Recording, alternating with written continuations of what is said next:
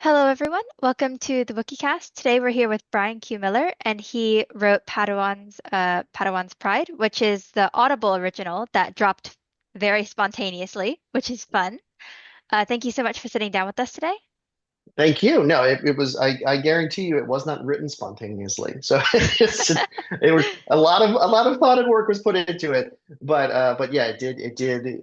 We were just waiting for the drop for a bit. And it was Audible's call, I guess, was they wanted to do like a shadow drop, and I guess it worked, and they've done a few since then. Since it came out, they've had a few originals come out that were Star Wars. So One question, did you know when it was going to drop, or was it a surprise to you too? I knew, I think I want to say if I go back into like the history of it, I want to say I maybe knew maybe a couple weeks ahead of time that it was going to happen at some point during I think September is when it eventually finally dropped. So it was somewhere in the ballpark of like it's coming soon. It's happening soon. It'll probably be, and then finally next month at some point. And so then it was just a matter of just like watching all the feeds and stuff. And I think they let me know the day before, I think, is when Lucas Publishing found out. And so they're like, yeah, by the way, it's gonna be tomorrow. I'm like, oh, okay, cool. I'll just make sure to tweet about it. Okay. So obviously you've come now to where you're writing Star Wars, but what was your earliest Star Wars memory?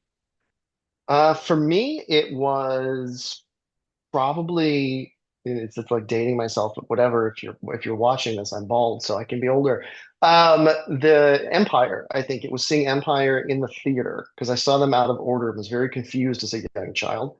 But I saw that one first, and I do remember seeing that one at the movies. And I was sitting on my aunt's lap for a lot of it. And I want to say when there's like the jump scare in Cloud City when Vader shows up in the hallway, like Luke turns a corner and he's right there and they fight down the hallway. Right before that, I distinctly remember like jumping out of my skin when that happened. But that's so that probably would be my first.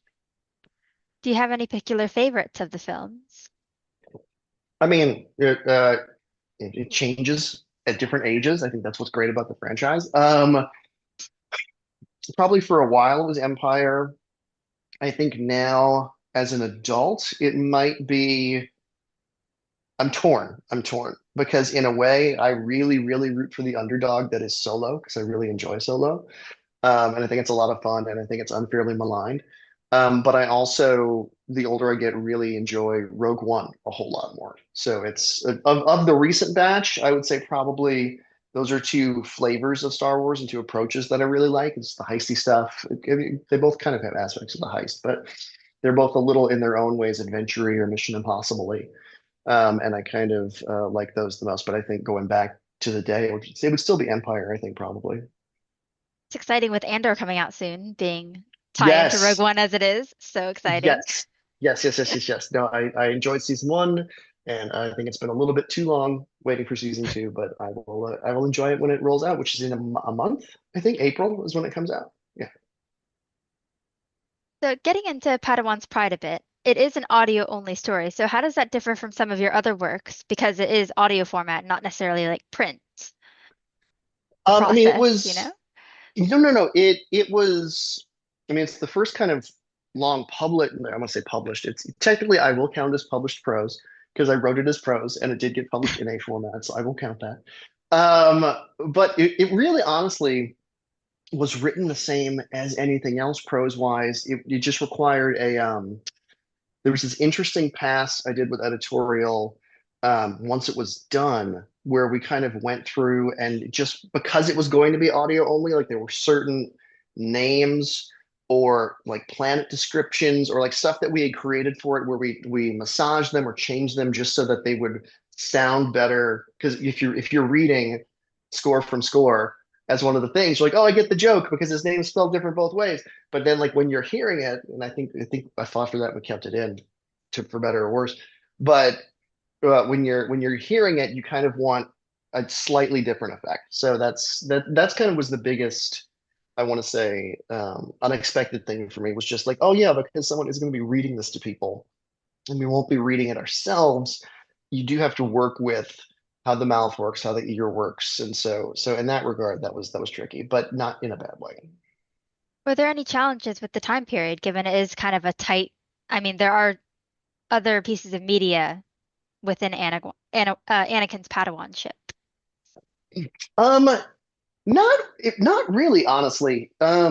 It because there were so many years in between one and two, between Menace and Attack of the Clones, and then just having gone through what was it that Mike Siglain, who was my editor on it, who I've known for a very long time. He was a DC editor when I did some stuff for DC back in the day.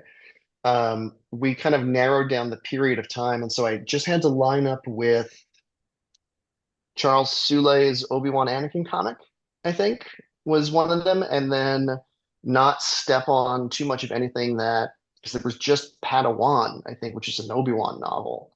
And so really we just had to make sure we weren't repeating beats from those more than anything else.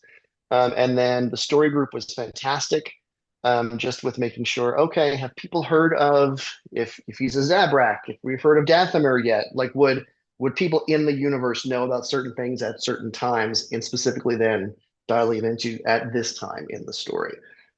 So that was, but it really didn't affect any of the plot. It was a lot of just detail work to make the world just kind of feel like it was part of the larger pastiche. Wikipedia loves detail work, are constantly trying to I update our timeline of canon media. So, I used it almost exclusively when I was doing stuff. So story group would send stuff, and then I would just because it's different time zones, you can't always just get somebody on the phone and say, "Hey, what is this? Is this going to work? Is this going to work?" So there was a lot of Wikipedia that was of Wookieepedia that was being used in the course of the writing. so one of some of the things that our editors found interesting was the tension between them because it is such an early point in the relationship where they're not quite as in sync as they will be later on. What was it like developing that sort of tension in the relationship? It was fun. It was a lot of fun. But for me, I think what what helped because I think it's very easy from like the child's perspective to get into why you don't really feel like being bossed around by an Obi-Wan, right? But getting into the other side of that, which is what Obi-Wan presumably was going through at the time, which was having a whole lot of responsibility just dropped on him after the Phantom Menace, and having lost his teacher and what that felt like for him and how he would have dealt with that, and the notion of like not what kind of dad do I want to be, but like what kind of dad do I want to be in a way? Like how do I want to raise this kid that I've been stuck with? So I think once we kind of got that ironed out on the Obi-Wan side, then it was a lot easier to draw the comparisons of, oh, these guys, they both want the same thing. They want to get there in different ways. Is this kid that different than I was? Is this guy that different than who I want to be when I grow up? And so it gave us more to explore, but it really clicked, I think, when we got that Obi-Wan piece in place. Because otherwise it was a very, you never want in a story like this Anakin to be so bratty that you're just like, oh Right. no, he's just intolerable. So it had to make sense what he was going through as a 12-year-old, but also not alienate you to what was going on. So hopefully the Anakin side of it, I mean the Obi-Wan side helped balance that out. And a degree, I guess he went through a lot of trauma as a child, being enslaved and everything. So part of that kind of ties into it as well. Yes, even though like for him, I think, especially at a certain age, like he's grappling with when he was raised like he was on Tatooine, it was the norm. So I think for him, the more he sees of the larger galaxy, there's this kind of leaving the small town for the big city of being like, oh, it maybe isn't great that that happened that way. Like maybe it's not a good way for a kid to come up. But then trying to reconcile with that with like, and I left my mom in that situation. So great. For the greater good, I guess. Hopefully I'll get back in time. Spoilers. But yeah. I guess to a degree, he assumes that he'll eventually go help her, or, he wants to become a Jedi to free all the slaves, but really that's not what happens. So, No, no. Priorities shift as you get older sometimes, and your wires get crossed and you get burned alive, and then other things happen. So for Obi-Wan, was there any elements of grief that you kind of put into his story? Because even as an undertone, he's kind of grieving his master. He had a lot of unresolved, like you just abandoned me for this kid. I was your apprentice because you can only have one at once. So how was that? It was interesting because you can't have in trying to fit everything into the timeline and into Mm. the canon, you can't really have Obi-Wan get too angry with the council because that's not really his nature, especially at that age. Like I think when you have General Kenobi and he's older and he's gone through more, like there can be a little more push and pull with him deciding what's right and what's not for him personally. But especially at that time, I think for him the most pressing thing was like I killed the guy, but somebody sent the guy. Like I there's this shoe that hasn't dropped yet of like where did this come from? What are we doing about it? And if you look at the timeline, there's really not a lot, if anything, done about it in between the two, which again gets into some of the larger faults of the Jedi as an order, resting on their laurels with status quos and thinking they're better than everything.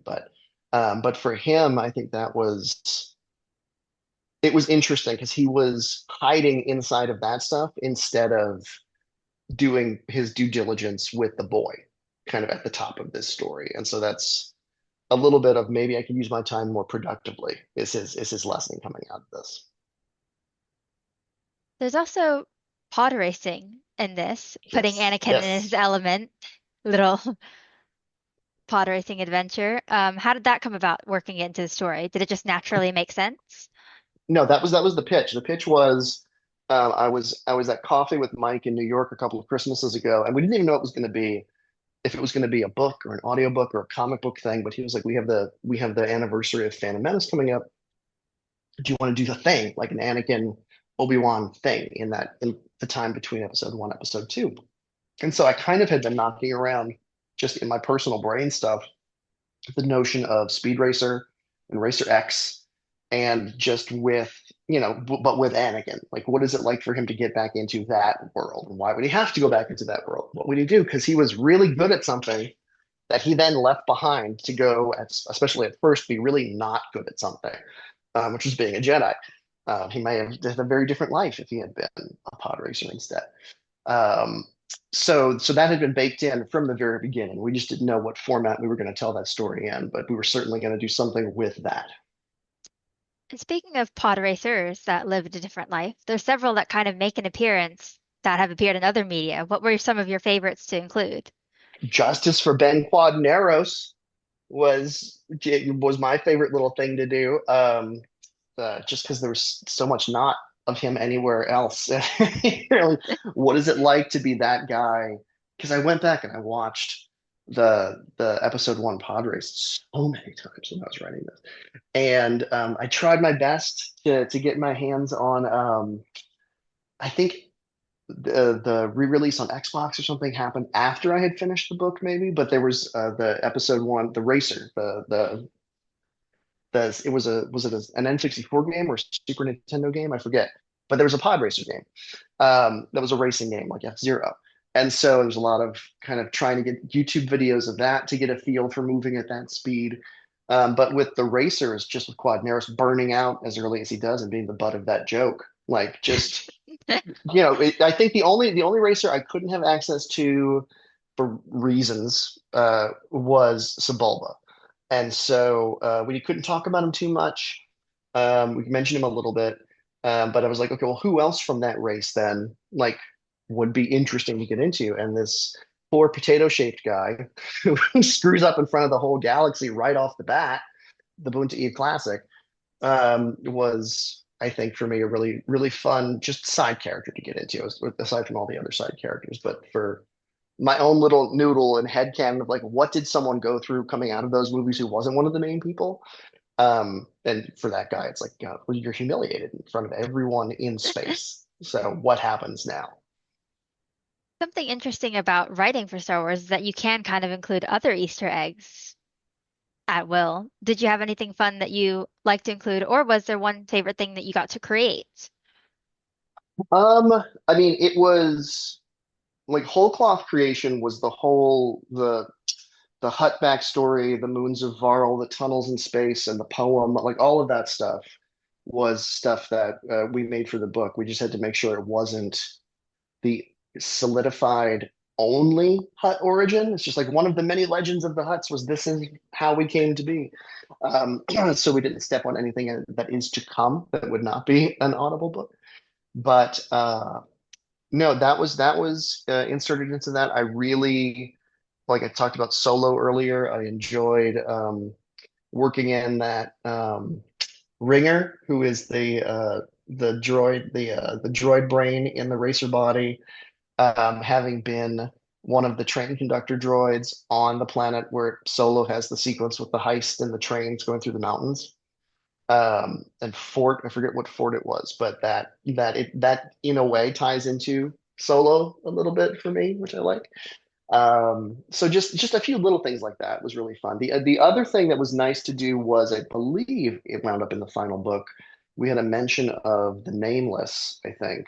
We didn't want to do it too much, but that was like a little High Republic tie, which was nice. There was almost a oh, what are they called? The Jedi fighters from the High Republic time. Not a Stinger, The whatever it was called. vectors? The Vectors, yes, there was almost a Vector that was going to be from a junkyard that Anakin was going to use as his pod racer body. And then we didn't want to like lean too hard into like, and here's another High Republic Easter egg, and here's another High Republic. So that's I think that one in favor of just mentioning the Nameless lost out. But yeah, we were going to try and do a little bit more with that kind of stuff too. There's also some really interesting criminal and mystery elements to this with Pike's Republic spies, and they're both undercover. Um, so what was it that what about the criminal underworld did you like including in the story? Um, Because the Jedi, they're on it was Coruscant. It's so, yeah. glittering They're, and they're perfect and they're on Coruscant, and then it's not in a time period yet where full out war has blown up right with the Trade Federation. So as far as like what kind of villainous element, especially if we weren't going to do anything like Sith or anything like that, which didn't necessarily make any sense with pod racing. Um, but getting into, not necessarily the huts, because the huts have been covered, I think, fairly extensively throughout the media. Just getting into the other crime families and how do they interact and what's it like to be a disgraced hut, like that kind of stuff for me was fun to get into because just like with the other racers that I had to add in to the story, it was just a way to see more man on the street level kind of stuff in the story. And so what's it like to be someone who just, isn't Jabba the Hutt, but is another Hutt who works farther down the line? What is it like to be someone who has to bus people around, or who it's so it was for me, I really enjoyed, especially because not too much was known aside from like the looks, I think later on of the Pikes, but like the notion of, which was fun, like the floating city or the flotilla where all the whole place can just the whole operation can lift off and go somewhere else and land. Just felt very fun and Star Warsy and new without kind of stepping on anything else's toes, which is kind of the other big mission, was to not step on anything else's toes. So that little corner of scum and villainy was, at least in that period, unexplored relatively. So it gave us a little bit of a bigger sandbox to play with. I guess the criminal syndicates do have a bit more lore, but later in the Imperial era. So like Yes. where were they back in the Republic times? I guess is the question. Yeah. Because there's a little bit less said. So it was, and then, right, we removed it one degree further by having it be a splinter faction of the Pikes who aren't really, they could screw things up for the bigger Pikes, but we're just talking about these guys right here. So it was familiar but different at the same time. But it did give us the freedom to mess around with stuff a little bit. So there are several new places that you've introduced. And so what was some of the Varl system lore that you liked introducing? Because you mentioned the poem, which is something unique. The Hungry Hands, yeah. And I want to say I got all the translations from the Huttese translations. I want to say we're from Wikipedia too. But it's a resource. It's there for a reason. Happy birthday, Wikipedia. Um, uh, it was a lot of that came from just trying to make the the course or just the nature of the pod racing, like knowing that I was going to have to be writing a lot of moment to moment pod racing, like what is a very interesting way to create a track that we haven't necessarily seen before. And that would be fun to explore from a pro standpoint. And so it would just be something large and impossible. And we had a really back and forth with editorial ahead of time, trying to narrow down the right way to describe it. And I think what we finally landed on that sold it to everybody was it just looks like a big molecule going through space. That it's the little orbs with the little tunnels, but it looks like a giant molecule moving through the system. And that seemed to help everybody visualize what we were trying to go for. Um, but yeah, doing that, having it make sense, having the tunnels be something the hut's made out of space clay or whatever it was at the time, that it's not too high tech, but it has some high techy elements, which is very Star Warsy as well. But gives kind of this texture to, oh, something really big and old and cool happened on this place, which is this weird little molecule going through space. So even if the story is not entirely true, something clearly happened here that led to the building of these tunnels from moon to moon around this planet. And could that be true? Could that not be true? And then we got to put the murals in the tunnels and kind of meet out what the story was as we went through Anakin's eyes. So it was a lot of fun. It was a lot of fun just getting to and then it all stuck. That I got to kind of throw that spaghetti at the wall, and so much of it did stick, and so it is now part of the larger story. It's interesting seeing it from Anakin's eyes as well because he's a child, so he might not appreciate all of those sort of how that came to be. He's just like, oh, this is very cool. But Well, it's very cool for him, and also his knowledge of the huts and everything too is from much more of the glitzy mobster, at the top of the criminal pyramid from what he's seen in Mos Espa and on Tatooine.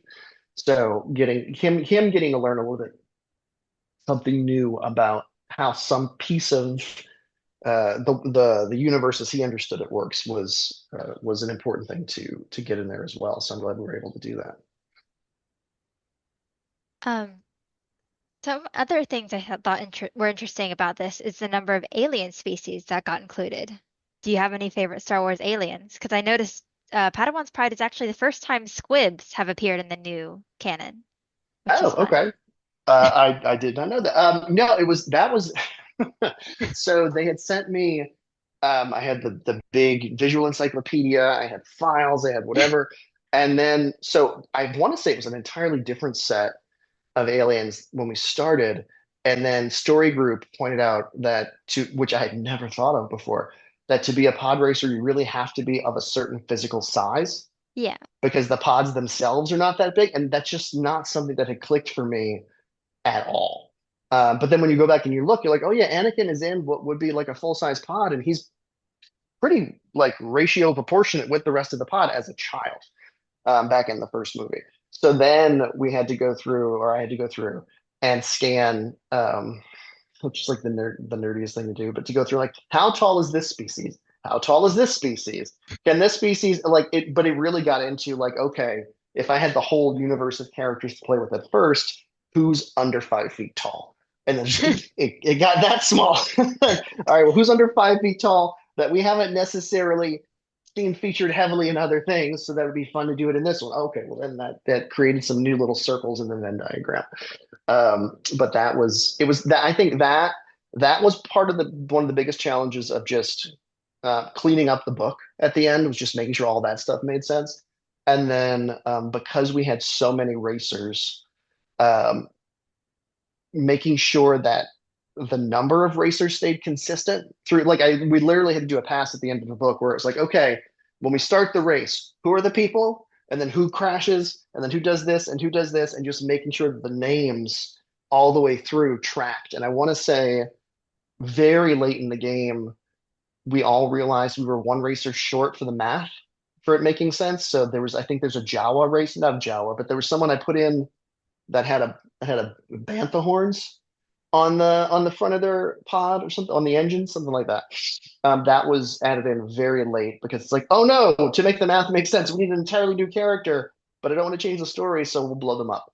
And so we just put one in, and that made the math all work. Was blowing somebody up, but we still had to put them in to blow them up. All right. So, um, What do you hope listeners will take from the story when they listen to it? Um, I mean, hopefully a new appreciation just for that period in Anakin and Obi-Wan's lives because the later parts are so well chronicled and the Clone Wars has gone through so much of it. And just kind of getting into like what I personally like too was that, Obi-Wan isn't as perfect as he could be, especially at that age. And he's a bright enough guy and self-aware enough that if somebody points it out, he might hear them out. So having the two of them kind of start to come together and maybe if we're stuck in this together, we should be working together to get through the situation that we're in. So that would be my hope is just a new appreciation for um, just their headspace coming out of Phantom Menace because there's a lot love it or leave it people like and don't like about Phantom Menace, but as far as from like the characters arcs and standpoints, there really is a really big jump between Phantom Menace and Attack of the Clones just with how they interact with one another. And you could say, well, it's because it's been 7 years, but I think there's a lot more stories you could tell with the two of them in that span of time that would help flesh that out a bit. So I was happy to help flesh that out, even in my small way. If you could write about one Star Wars character in the future, who would it be? Um, Character or arena? What would be? Character, setting, time period. Um, I have long wanted to do something with Rogue Squadron. So it would be at any era of Rogue Squadron. I was very much a big giant because it hit me at the right time, I think, when I was a teenager of the Mike Stackpole books that were the Rogue Squadron books. And just because it was very commensurate, I think, with like the Tom Clancy novels at the time, but it had Star Wars stuff in it. It's awesome. So I would love to do something like that, whether it is with Wedge or not with Wedge, is whatever. But just the notion of that kind of team doing that kind of thing in the Star Wars universe. That's why I think you could do it really like what is the modern iteration of Rogue Squadron like? Is that under Poe Dameron? Is it someone else? Like what is in the current canon, where does Rogue Squadron sit? Or in even the nascent time of the rebellion, there must have been something like Rogue Squadron. So I think it'd be a fun piece of that world to get into, and just all the spy stuff, and then the fighter jet stuff, and I think there's a lot of fun stuff to do with ragtag band of ace pilots. If people would like to keep up with you and your future works, what social media platforms can they find you on? Well, I have dumped the X and the Gram, so it's just Blue Sky now. So it would just be Bryan Q Miller at Blue Sky. Thank you so much for sitting down with us. It was a pleasure, and I'm glad to hear that you used Wookieepedia while writing it. We'd love to be Oh, of use. absolutely. Thank you guys for making so much stuff readily available. It was an amazing resource and happy birthday.